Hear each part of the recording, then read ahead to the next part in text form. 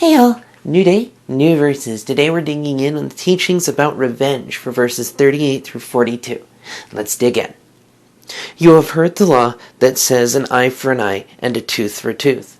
But I say, do not resist an evil person. If someone slaps you on the right cheek, offer the other cheek also. If you are sued in court and your shirt is taken from you, give your coat too. If a soldier demands that you carry his gear for a mile, carry it 2 miles. Give to those who ask, and don't turn away from those who want to borrow. The first bit there, I think, because you can almost break it into 2 different ideas. The going the extra mile, the giving to those who ask, the not turning away from those who borrow. Because to be able to do that so freely, you have to forgive others. You have to forgive the fact that there are people who will want to take advantage of that kindness. And you have to forgive them. You have to show mercy to those who don't necessarily want to or do play by kingdom rules. Is that necessarily easy? No. In fact, it is very difficult, I would say, to say, if they want to borrow, if they ask, well, what if they don't give it back? Yeah, that's a chance of it. I mean, let's face it. We do live in a world where people try to take from others, where people will do anything and everything they can to push their way to the top of this particular anthill or that particular anthill. And to not live by those standards, we kind of have to play by a different set of rules. And I know I keep saying that. But the 2 I want to get back to are, 2 names, honestly. Jireh and Nisi. Because Jireh is not just the God of provision, it's the God who sees to it. That Yahweh will see what is going on, see that it is fixed, see that it is remedied, and make it right. Nisi isn't just banner, it's miracle. That God is miracle worker, that Yahweh is a miracle worker. That our God works ways and wonders far greater than we can ask, fathom, or imagine. And it's simply a matter of trust. Because an eye for an eye and a tooth for a tooth, eventually the entire world is blind and nobody's eating anything. Like, well, what about dentures? Yeah, tooth for a tooth. People will just keep knocking them out. Because we're not exactly a very kind, forgiving, or merciful species when left to our own devices. And left to our own pursuits, rather than pursuing something greater, someone greater. Without God at His proper place as head of all, we start to not just devalue people, we get to a place where any means becomes the go-to. That we will shift away from this shouldn't be done because it's right or wrong idea to by any means necessary. To, we're going to make it happen no matter what. And I find that, especially in the heatedness of the world, there are people who talk about, this side wants to go over war with that side wants to go to war over this, people want to go at each other's throats. And I gotta ask, is anybody else sick of it? Like, does it seem like a complete waste of time, resources, and energy to anybody else? Because the constant back and forth of eye for an eye, tooth for tooth, eye for an eye, tooth for tooth, it gets to the point where war has to be absolute and total. Because if one person is left alive, they will seek revenge, unless mercy is in them. It's the very nature of history. And truth be told, when you resist evil, the question is, how do you resist? Now, it says resist an evil person. Not evil, an evil person. Because when you're resisting an evil person, how does that end up looking? Usually it is to fight back against it. There is the reason that Jesus had such a difficult time with many of the people of Israel when he was alive, was because everyone wanted a Jewish Messiah who was a military leader. And Jesus is pointing out through almost his entire research, or through his ministries, that yes, he is the Messiah. He plays by a different style of rules. That it's not about military conquest. God has already defeated death, hell, and the grave. Jesus did when he died at Calvary. He's raised to life to give us life. So clearly the going to war and fighting it like a bunch of savage brutes is not going to solve anything. So how does one resist evil? Because if we're not supposed to resist an evil person, remembering that our battle is against principalities, spirits of the air, not against flesh and blood, then you resist it by living a different path. Okay, what might that look like? Daniel gives 4 perfect examples. Shadrach, Meshach, and Abednego, the fourth man in the fire story, and Daniel in the lion's den. The short version, for those who do not know it, Shadrach, Meshach, and Abednego were told to worship an idol statue that was put up by the king. Everyone in the kingdom had to bow to it, and the 3 of them said, "We're not going to." They were pulled in front of the king. The king demanded, "Why aren't you doing this?" And they said, "Your question doesn't require an answer from us. We're not going to do what you demand of us. But we're not going to fight you about it either." They just simply said no. Granted, they were bound and thrown into the fire, but a fire hot enough to kill those who threw them in. But they walked out without even the smell of smoke in their clothing, with their bindings freed.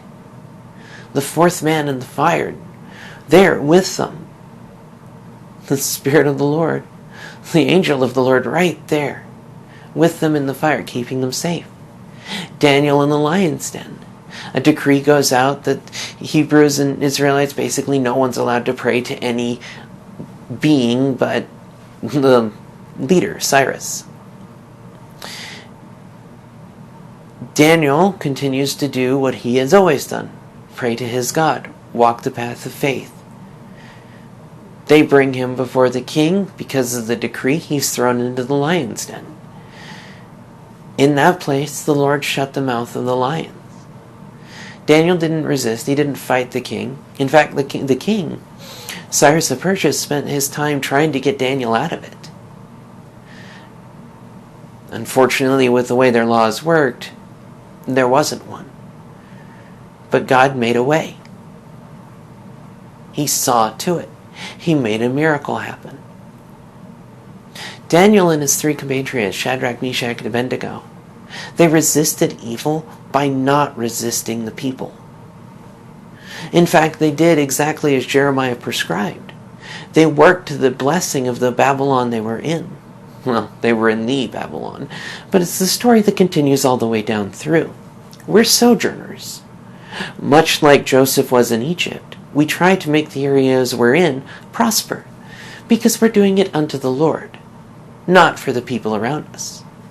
So when we are able to give to those who ask, and to not turn away those who want to borrow, it is because we are giving to Christ.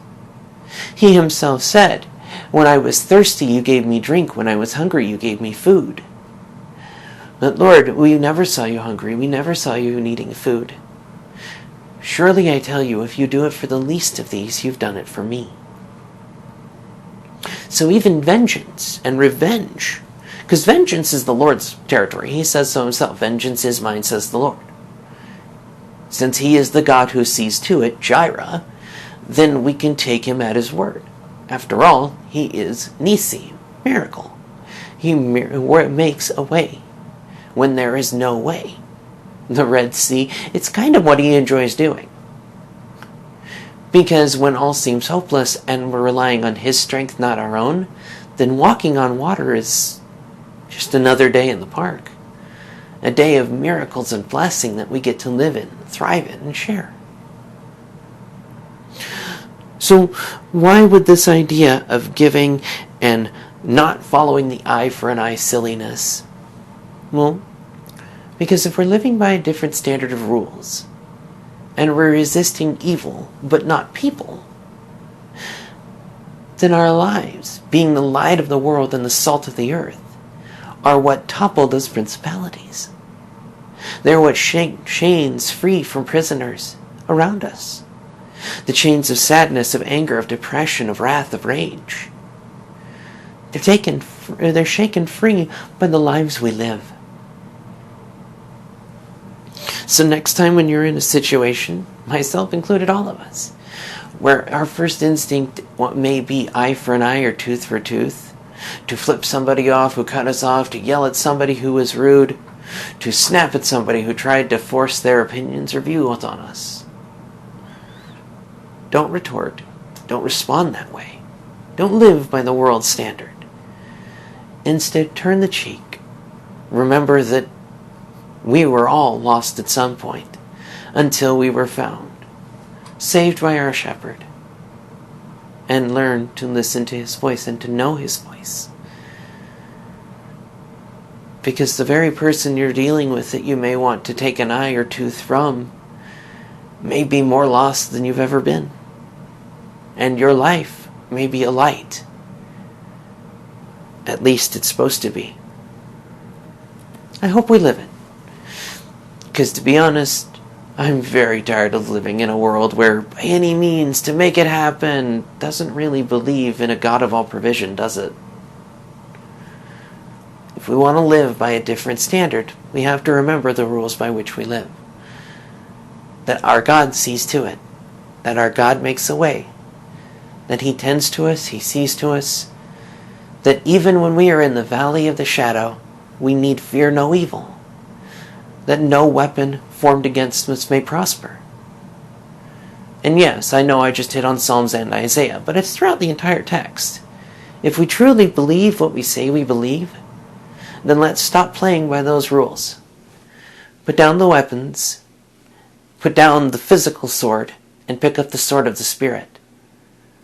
Because if you want to resist the evil, when we all want to resist the evil in this world, we don't do it by perpetuating the sibling rivalry that's been going on since persons 2 and 3. We do it by living a different path, a different life, and a different set of trust. Trust in the Lord. He's never failed us. He won't start now. And if you're waning, if you're struggling, if everything going on has you set to a rage and an anger, use it righteously, in right relationship, in the right way, and put it to use to build the kingdom. Because anything else, much like we were talking about anger a couple of days ago, it'll rot you. And I know I keep saying the same thing over and over again, and I think it's because perhaps I'm trying to beat around the bush of the mask mandate, or the shot mandate, or all this other different crap. And yes, it is annoying. Don't fight people back. Just simply say no and do what you believe. Our God is with us. So as long as we're living in love, we're fine. At least that's what this says. So let's dig into that. As we go through the rest of our day today, let us live in love and thrive in mercy. Because a world of blind, toothless people seems really dull and really lacking in color. I'll see you guys tomorrow for discussing loving your enemies. I'll see you then. May his favor be upon you.